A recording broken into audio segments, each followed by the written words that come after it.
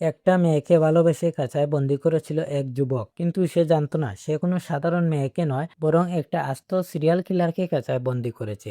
আর গল্পের শেষে ভালোবাসার এমন এক ভয়ঙ্কর পরিণতি অপেক্ষা করছিল যা আপনাদের গায়ের পশম খাড়া করে দেবে। হ্যাঁ ভিউয়ার্স, আজ আমরা এক্সপ্লেন করতে যাচ্ছি 2016 সালের সাইকোলজিক্যাল থ্রিলার সিনেমা পেটের গল্প নিয়ে, যেখানে মূল চরিত্র সেথ একতরফা ভালোবাসার টানে হলি নামের একটা মেয়েকে কিডন্যাপ করে নিজের অফিসের এক গোপন খাঁচায় বন্দি করে। সেথ ভেবেছিল সে মেয়েটিকে দুনিয়ার সব ক্ষতি থেকে বাঁচাচ্ছে, কিন্তু হলির ডায়েরি হাতানোর পর তার সামনে বেরিয়ে আসে এমন কিছু ভয়ঙ্কর সত্য যা খুদ সেথকে একজন খুনি বানিয়ে ছাড়ে। সাইকো থ্রিলারে ভরপুর এই সিনেমার প্রতিটি মিনিটে রয়েছে চরম টুইস্ট আর টার্নিং পয়েন্ট। তো চলুন আর দেরি না করে একদম শুরু থেকে জেনে নেওয়া যাক এই হারহীন করা গল্পটি। সিনেমার শুরুতে সেথ নামের একটি চরিত্রকে দেখানো হয় যে এইমাত্র ঘুম থেকে উঠেছে। তার কোনো পরিবার বা বন্ধু বান্ধব নেই। সে অ্যানিমেল কন্ট্রোল ডিপার্টমেন্টে চাকরি করে এবং সেই প্রাণীদের সাথেই তার বন্ধুত্ব ছিল। তার জীবন কেবল কাজে যাওয়া এবং ফিরে আসার মধ্যেই সীমাবদ্ধ ছিল না। ব্যক্তিগত জীবনে কোনো কিছুতেই তার কোনো আগ্রহ ছিল না। কাজ শেষ করে সে তার বাড়িতে ফিরছে, তখন বাসের মধ্যে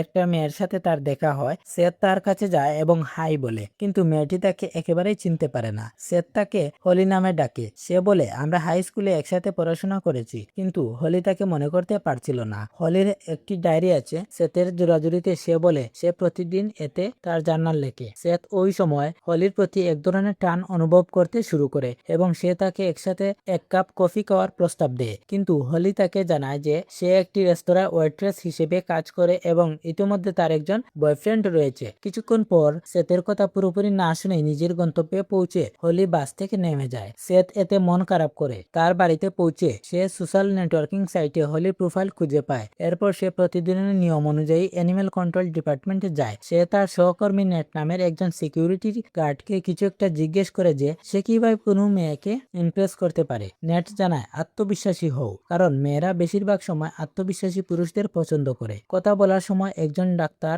ডেকে তাকে লেক্সি নামের শেফার্ড কুকুরটিকে নিয়ে আসতে বলেন, কারণ এটি দীর্ঘ সময় ধরে অসুস্থ ছিল এবং সেথের সাথে তার ঘনিষ্ঠতা ছিল। সেথ কুকুরটিকে ডাক্তারের কাছে নিয়ে আসে এবং সেই ডাক্তার এটিকে একটি বিষাক্ত ইঞ্জেকশন দিতে চাচ্ছেন, কারণ এটি দীর্ঘ সময় ধরে অসুস্থ ছিল, যা অ্যানিমেল কন্ট্রোল ডিপার্টমেন্টের খরচ বাড়িয়ে দিচ্ছিল। ডাক্তার সেথকে পরামর্শ দেন যে সে চাইলে এটিকে নিয়ে যেতে পারে, কিন্তু সে কিভাবে এটির যত্ন নেবে, কারণ সে নিজেই তো ইন্ট্রোভার্ট ছিল। তারপর ডাক্তার ইঞ্জেকশন দিয়ে সেটিকে মেরে ফেলেন। সেথ কুকুরটির মৃতদেহ পুড়িয়ে দেয়। তখন সে পশুর কাঁচার পেছনের ঘরটি দেখে যে তার ভেতরে একটি বেসমেন্ট ছিল।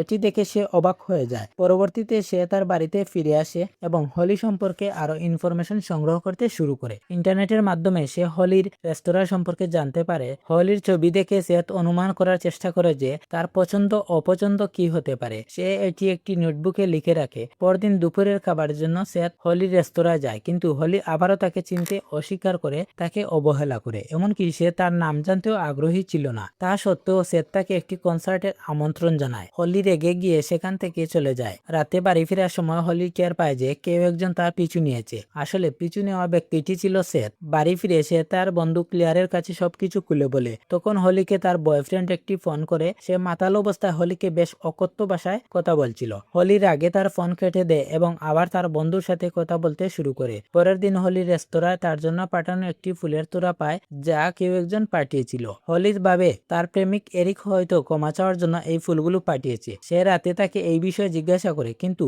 এরিক ক্লিয়ারলি এটি অস্বীকার করে। হলি বুঝতে পারে যে এটি আসলে সেথ পাঠিয়েছে। এখানে সেথকে দেখা যায় যে সে আবারও হলির পিছু নিচ্ছিল। সে আবারও হলিকে তার সাথে আসার অনুরোধ করে। সে প্রকাশ করে যে আমি তোমার রেস্তোরাঁয় ওই ফুলগুলো পাঠিয়েছিলাম। হলি রেগে যায় এবং তার প্রেমিক সেথকে মারাত্মকভাবে মারধর করে আহত অবস্থায় ফেলে যায়। সেথ পরবর্তীতে হলির ডায়েরিটি পেয়ে যায়, যেখানে সে প্রতিদিনের ভিত্তিতে তার জার্নাল লিখত। নিজের বাড়িতে ফিরে এসে ডায়েরিটি পড়তে শুরু করে। পরবর্তীতে হলি সম্পর্কে আরো তথ্য সামনে উন্মোচিত হয় এবং হলি সম্পর্কে একটি গোপন তথ্য ফাঁস হয়ে যায়। পরদিন সকালে সে অফিসে গিয়ে বেসমেন্টের দিকে যায়। অনলাইন থেকে ইনফরমেশন নিয়ে সে ওই বেসমেন্টের জন্য একটি স্টিলের খাঁচা তৈরি করে এবং সে ওখানকার ক্লিনিক থেকে পশুদের অবশ করার একটি ইঞ্জেকশন গোপনে চুরি করে। সেই ইঞ্জেকশনটি পরীক্ষা করার জন্য সে নিজেই নিজের শরীরে সেটি পুশ করে। ফলস্বরূপ সে কিছুক্ষণের মধ্যেই অবশ হয়ে যায়। পরদিন রাতে সে আবারও হলির পিছনে যে তার অ্যাপার্টমেন্টের দিকেই যাচ্ছিল, কিন্তু তার অ্যাপার্টমেন্টে কেউ ছিল না। এই সুযোগ নিয়ে সেথ তাকে ইঞ্জেকশন দেয়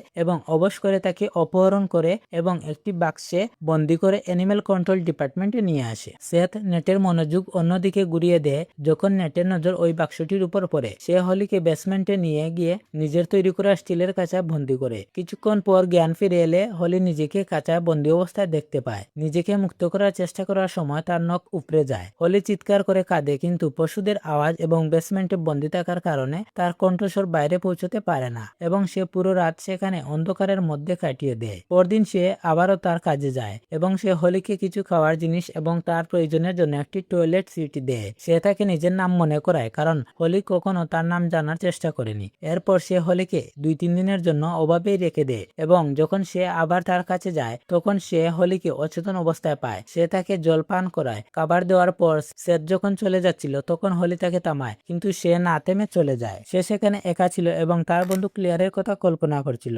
সেথের দেওয়া টয়লেট সিটটি ব্যবহার করতে সে স্বাচ্ছন্দ্য বোধ করছিল না, কিন্তু বাধ্য হয়ে তাকে তা করতে হয়। এই সময়ে একটি ইঁদুর তার পায়ের কাছে চলে আসে। শুরুতে সে ভয় পেল, পরে সেটিকে পিষে মেরে ফেলে। এখানে হলিকে হিংস্র বা আক্রমণাত্মক রূপ ধারণ করতে দেখা যায়। পরের দিন সেথ আসতেই হলি জিজ্ঞেস করে, তুমি কি আমাকে মেরে ফেলতে চাও? সেথ উত্তর দেন, না, আমি তোমাকে মারতে চাই না, তবে সময়ের প্রয়োজনে তা হতেও পারে। সে দাবি করে যে সে প্রথম দেখাতেই তার প্রেমে পড়ে গিয়েছিল।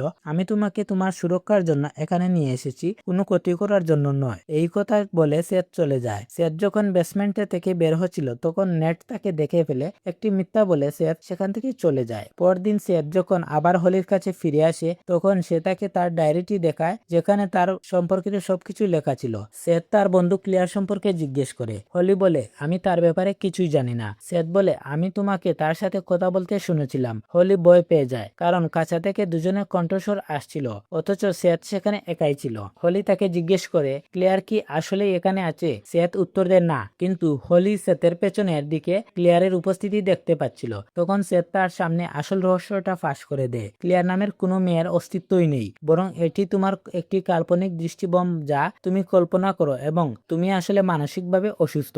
এরপর সেথ ডায়েরিতে যা কিছু লেখা ছিল তার শুরু থেকে সমস্ত বিবরণ তাকে বলে। আসলে কিছুদিন আগে এরিক এবং হলির বাগদান হয়ে গিয়েছিল, কিন্তু হলি এরিকের মোবাইলের মাধ্যমে এরিক এবং ক্লিয়ারের মধ্যকার সম্পর্কের কথা জানতে পারে। এর ফলে সে ইচ্ছাকৃতভাবে গাড়ি দুর্ঘটনা ঘটানোর জন্য দ্রুত গাড়ি চালায়। ফলস্বরূপ দুজনেই মারাত্মকভাবে আহত হয়, কিন্তু হলি ক্লিয়ারের চোখের ভেতর কাচের টুকরো ঢুকিয়ে দিয়ে তাকে মেরে ফেলে। হলি সেথকে বলে, আমি একজন লেখক এবং ডায়েরিতে লেখা বিষয়গুলো কল্পকাহিনীর ওপর ভিত্তি করে তৈরি। সেথ তাকে বলে, আমিও প্রথমে সেগুলো মনে করেছিলাম, তাই আমি থানায় গিয়ে ক্লিয়ারের মৃত্যুর ব্যাপারে সবকিছু জেনে এসেছি। তোমাকে অনেকদিন ধরে ফলো করে আমি এটাও জানতে পেরেছি যে তুমি অনেকগুলো মৃত্যুর পেছনে দায়ী। সে তার ডায়েরিতে সবগুলোর কথা উল্লেখ করেছিল। সে অনেক মানুষকে জীবন্ত পুড়িয়ে মেরে ফেলেছে এবং অনেককে শ্বাসরুদ্ধ করে হত্যা করেছে। সেথ তাকে বলে, সে তাকে এখানে নিয়ে এসেছে যাতে সে অন্য কারো ক্ষতি করতে না পারে এবং পুলিশ ও অন্যান্য মানুষের হাত থেকেও সুরক্ষিত থাকে। এই বলে সে চলে যায়। পরের দিন সেথ যখন ফিরে আসে তখন সে হলির আচরণের মধ্যে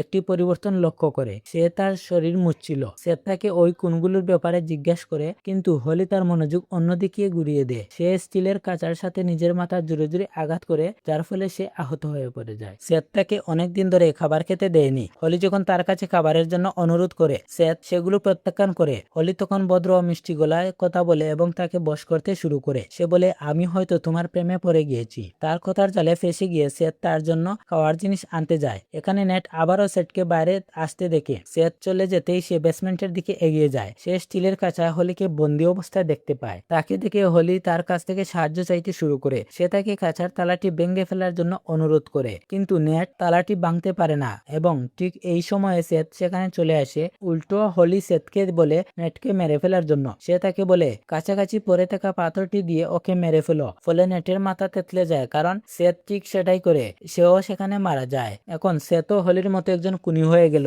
তারপর সে তাকে পথ দেখায় যে কিভাবে ওই মৃতদেহটি এক জায়গায় গুম করতে পারে যাতে পুলিশ তোমাকে ধরতে না পারে। সেথ তার আঙ্গুলের চাপ মুছে ফেলে এবং সব দাঁত উফরে নেয় যাতে কোনো অবস্থাতেই নেটকে শনাক্ত করা না যায়। তারপর সে তার মৃতদেহটিকে ছোট ছোট টুকরো করে কেটে ফেলে এবং 2 দিন ধরে সেখানকার কুকুরদের তা খাওয়ায়। পুলিশ কর্মকর্তারা নিখোঁজ নেটের সন্ধান করতে শুরু করেন। সেত তদন্তের আওতায় আসে এবং পুলিশ তাকে সন্দেহ করে। পুলিশ কর্মকর্তারা বলেন তারা তার ওপর নজরদারি রাখবেন। সেত ভয় পেয়ে যায়। হলি আবারও তার সাথে ভালোবাসার আলাপ করতে শুরু করে। সে তাকে বলে, তুমি আমাকে ভালোবাসো না। তুমি যদি আমার প্রেমে পড়তে তবে আমাকে এভাবে বন্দি করে রাখতে না। প্রমাণ হিসেবে সে তার একটা আঙ্গুল দাবি করে।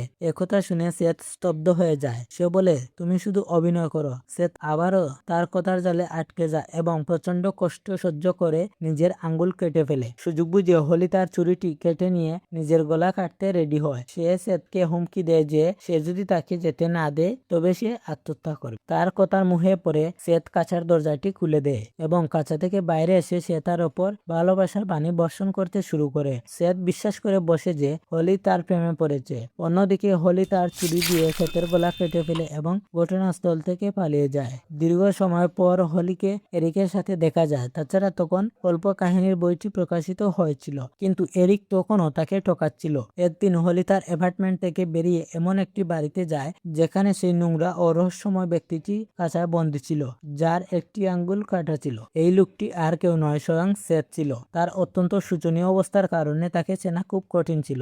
এরপর আর কোনো দৃশ্য নেই এবং সিনেমাটি এখানেই শেষ হয়। এই ছিল পেট সিনেমার সম্পূর্ণ গল্প, যেখানে শিকার নিজেই শেষ পর্যন্ত শিকারিতে পরিণত হলো। সেত যেভাবে হলির প্রেমে অন্ধ হয়ে নিজের আঙ্গুল, নিজের স্বাধীনতা এবং শেষমেশ নিজের পুরো জীবনটাই হারিয়ে কাঁচাবন্দি হলো, এই পরিণতি কি তার আসলেই প্রাপ্য ছিল, নাকি হলির এই ভয়ঙ্কর সাইকোপ্যাথিক রূপই তার পুরো খেলা ঘুরিয়ে দিল?